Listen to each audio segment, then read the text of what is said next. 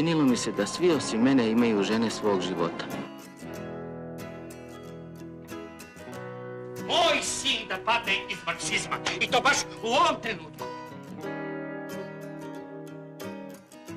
Mane vina.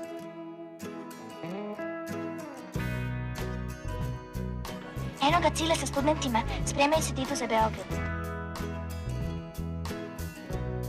Da imamo auto, bi se više zadržavao kod kuće. Čačkao bi nešto oko motore. Petre, u čemu je smisao Marksovog shvatanja revolucije? Možete mi pokažete put do plaže?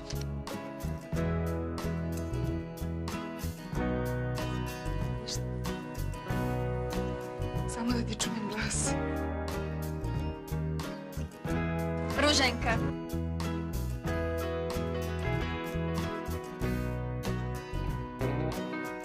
A sad ćemo nas dvojica do zore. Moderno društvo je tako koncipirano da svaka opozicija na kraju tom društvu ispadne korisna.